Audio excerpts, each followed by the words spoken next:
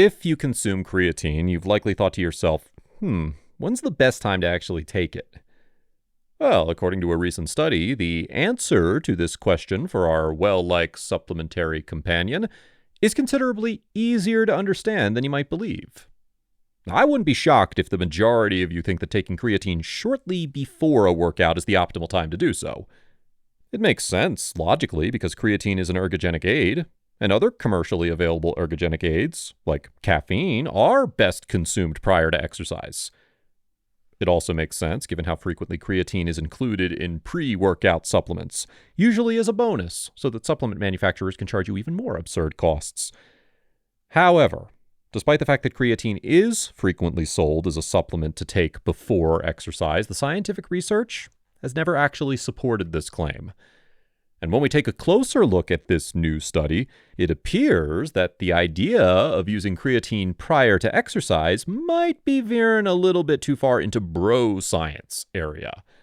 34 college athletes, both men and women, were given 5 grams of creatine monohydrate either 1 hour before or 1 hour after resistance exercise, as well as 5 grams on days when they weren't training in a 8-week randomized double-blinded research.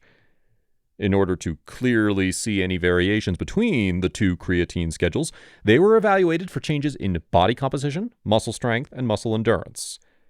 As always, a disclaimer before we get into the findings, this is only one study. Treat it as it is, a single piece of information among a sea of information. We shouldn't alter our workout plans significantly as a result of a single study.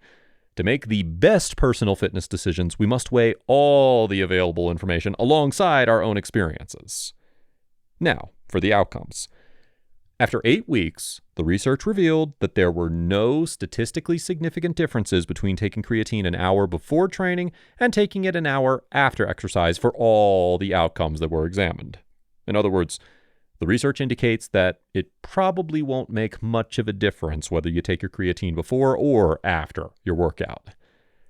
Now, there are various considerations for this study, such as its limitations. First, there was a significant compliance problem with relation to reporting dietary intake. More frequently than the researchers preferred, those annoying college students neglected to complete their homework of tracking their food consumption.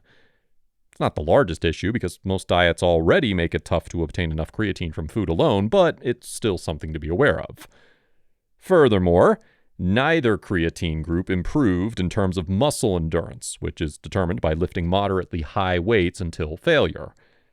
This is surprising, given the abundance of prior research demonstrating the benefits of creatine for this particular form of training.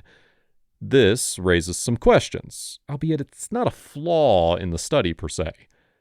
It also serves as an excellent reminder of the value of considering all available scientific evidence rather than relying solely on one study. When all the information is taken into account, the main findings of this new study merely help to confirm what previous studies have found, namely that as long as creatine is taken regularly, it doesn't really matter when it's taken. All this ultimately means that you don't need to worry about your gains if you take creatine before, after, in the morning, at night, or whenever. In addition, if you like this video, please share it with your creatine-loving friends and give it an ergogenic thumbs up. Thank you for watching, and remember to get your protein, as always.